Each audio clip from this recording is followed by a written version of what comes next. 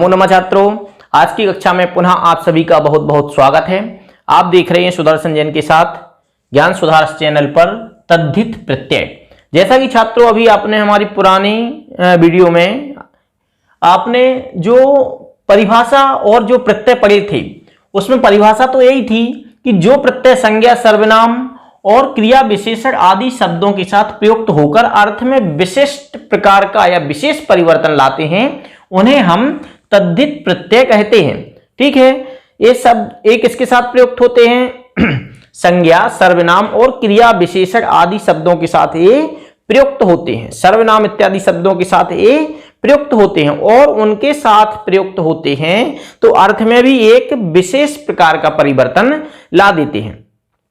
तो हमने पिछले वीडियो में पढ़ा था कि मतुप, बतुप, इनी, तरप, तमप और मयट और अड़ इत्यादि प्रत्यय पढ़े थे।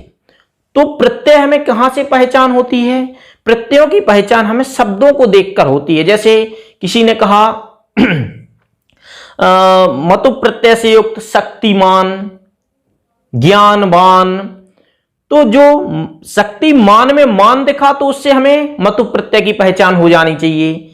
ज्ञानवान जिसमें बान दिखा उसमें हमें बतुप प्रत्यय की पहचान होनी चाहिए। तो इन शब्दों में कौन सा प्रत्यय है और जो प्रत्यय लगेगा वो वैसा अर्थ या वैसा उसका भाव प्रकट करेगा। तो शब्दों की पहचान के लिए, शब्दों के अर्थ समझने के लिए हमें प्रत्यय की बहुत ज्यादा आवश्यकता होती है। तो जैसे ज्ञानी, ज्ञानी शब्द में कौन सा प्रत्यय है तो पता चल जाना चाहिए कि इसमें इनी। गुणी, इसमें कौन सा प्रत्यय है तो इनी। इस प्रकार ये हमने प्रत्यय पढ़े थे। तरप, तमप, इन दोनों प्रत्ययों में तर और तम में अंतर समझ में आया था कि तर प्रत्यय दो लोगों से तुलना करने के लिए, दो में से एक की श्रेष्ठता बतलाने के लिए तर प्रत्यय का प्रयोग होता है और जो तमप प्रत्यय है वो बहुतों में से एक की श्रेष्ठता बतलाने के लिए उसका प्रयोग किया जाता है। तो इस प्रकार हमने कुछ प्रत्यय पिछली वीडियो में पढ़े थे। आज हम ठक, इतच, तौ, तल, यत, थाल और तसिल प्रत्ययों को पढ़ेंगे। तो देखिए ठक प्रत्यय क्या होता है। इस प्रत्यय के अंत में इक बचता है। जिसमें ठक प्रत्यय लगा हो उस शब्द के अंत में इक हमको मिलेगा। ठीक है, और इसका अर्थ होता है युक्त या सहित और आदि स्वर में वृद्धि होती है, अर्थात जो पहला स्वर होता है उसमें वृद्धि होती है।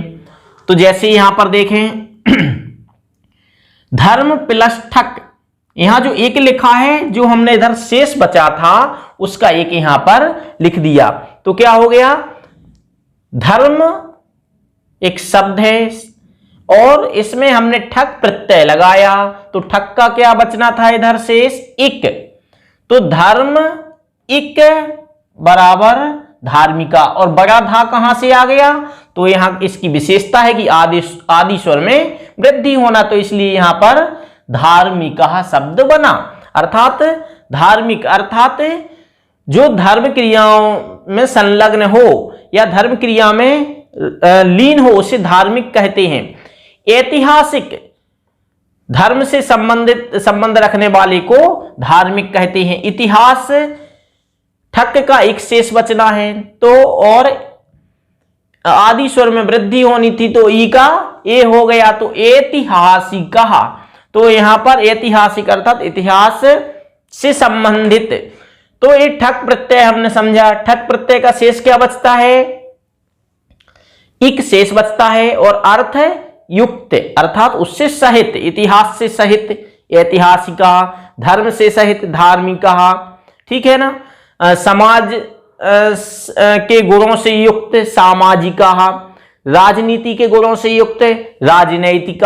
तो इस प्रकार एक ठक प्रत्यय लगाने से इस प्रकार के शब्द बनते हैं। अब इतच प्रत्यय जो होता है इसका इत शेष बचता है अर्थ वही निकलता है युक्त। जैसे हर्ष शब्द है, हर्ष मतलब प्रसन्नता होती है, और इसमें इतच लगेगा तो इतच का क्या बचना था शेष, इत। तो हर्ष प्लस इत हर्षिता अर्थात प्रसन्नता के भाव। गर्व प्लस इतच गर्विता। तो इस प्रकार ये हम अर्थ इसके अनेक प्रकार से लगा सकते हैं। अब देखें तव प्रत्यय। तव प्रत्यय का त्वम शेष बचता है, अंत में त्वम शेष बचता है, अर्थ निकलता है युक्त, और भाव संज्ञा क्या द्योतक है इस तव प्रत्यय। जैसे मूर्ख प्लस तव मूर्खत्वम, तुम्हारी अर्थात मूर्खत्वम, मूर्खता से युक्त मूर्खत्वम, उसकी अज्ञानिनः मूर्खत्वम, अज्ञानी की मूर्खता। तो इसमें त्वम का मूर्ख प्लस तव का क्या हो जाना है त्वम, तो मूर्खत्वम इस प्रकार। अब तल प्रत्यय, तल का ता शेष बचता है, तो हमें ऐसे जैसे मूर्खत्वम, गुरुत्वम, लघुत्वम, ठीक है ना, तो इस प्रकार के शब्द हमें समझ में आ जाए जिसमें त्वम त्वम लगा हो।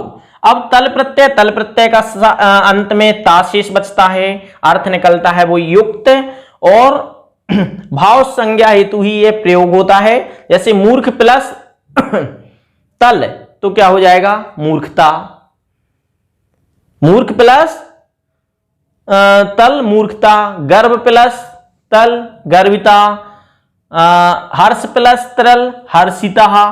तो इस प्रकार के ये शब्द जिसमें जे ता बाद में लगा हो, बड़ा ता की मात्रा तो समझ लेना इसमें तल प्रत्यय है, जिसमें त्वम लगा हो तो समझ लेना तव प्रत्यय है। तो इस प्रकार ऐसी चीज, ऐसे शब्दों को हमें समझने के लिए ये प्रत्यय बहुत ही उपयोगी होते हैं। अब हम देखें यत। यत प्रत्यय ये जो अर्थ द्योतित करता है होने वाला, तो क्या शेष रहता है इसमें भवम अर्थात कंठे भवम। हाँ, और साथ में इसकी विशेषता है शरीर के अवयववाची, अर्थात शरीर के अवयवों के साथ यत प्रत्यय प्रयुक्त होता है। जैसे कंठ्यम, दंत्यम, औष्ट्यम, जिह्व्यम, इस प्रकार यत प्रत्यय होने वाला शरीर के अवयव, अर्थ निकालता है होने वाला शरीर के अवयवों से संबंधित शब्दों में यह प्रत्यय यत प्रत्यय लगता है। जैसे कंठे यत कंठ्यम, दंते प्लस दंत्यम, इस प्रकार। अब थाल प्रत्यय अर्थात जिसमें यम यम का भाव आए वो यत प्रत्यय कहलाता है। थाल प्रत्यय का था शेष रहता है, ठीक है। और प्रकार अर्थात यह प्रकार संबंधी दो द्योतक है। जैसे यद प्लस थाल यथा, यथा मतलब अब उसी का दूसरा कोई प्रकार बताएंगे। जैसे मोहन जाता है, यथा श्याम जाता है, जैसे मोहन जाता है वैसे ही श्याम जाता है। तो यथा मतलब कोई अन्य प्रकार बताने के लिए थाल प्रत्यय का प्रयोग होता है। यद था यथा, तद थाल तथा, ठीक है ना, यथा तथा, सर्वथा, सर्व प्लस थाल सर्वथा इत्यादि के साथ यह शब्द प्रयोग होता है। और खास इसकी विशेषता क्या है कि जो यह प्रत्यय है यह सर्वनाम शब्द जैसे यत तत इन शब्दों के साथ प्रयुक्त होता है। तसिल प्रत्यय, तसिल का तस्शेष रहता है, ठीक है, विभक्ति पंचमी, अर्थात ये पंचमी विभक्ति, जैसे हमको पंचमी विभक्ति नहीं लगानी है, इसकी जगह प्रत्यय लगाना है, तो इस हम तसिल प्रत्यय को लगा देंगे। यह है इसका भाव प्रकट करता है। जैसे तसिल का तस, जैसे ग्रामात गांव से, अर्थात अलग होने के अर्थ में हमने ग्रामात लगा दिया पंचमी। अब पंचमी ग्रामात नहीं लगाकर अगर हमें प्रत्यय लगाना है तो इसमें हमने तद्धित प्रत्यय लगा देंगे तो ग्रामता हो जाएगा। तस का तसिल, तसिल का क्या बचता है तस, और इस सा का क्या हो जाएगा विसर्ग हो जाएगा। इसलिए हाँ, तस का तसिल ग्राम प्लस तसिल, तसिल का क्या बचता है शेष? तस। तो तस जो सा है उसका विसर्ग हो जाएगा। तो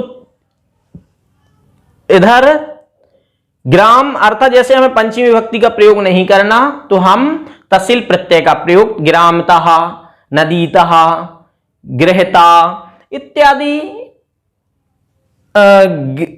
विद्यालयतः, तो पंचमी विभक्ति का प्रयोग ना करके अगर तद्धित प्रत्यय लगाना चाहें तो हम इन शब्दों में लगा सकते। तो आज हमने ठक, इतच, तौ, तल, यत, थाल और तसिल प्रत्यय पढ़े। इस प्रकार हमने पूर्व की वीडियो में मतुब, बतुब इत्यादि प्रत्यय पढ़े थे। तो टोटल हमने 14 प्रकार के तद्धित प्रत्ययों को पढ़ा। तो इसको आप अपनी कॉपी वगैरह में भी नोट करके रखना। नमो नमः।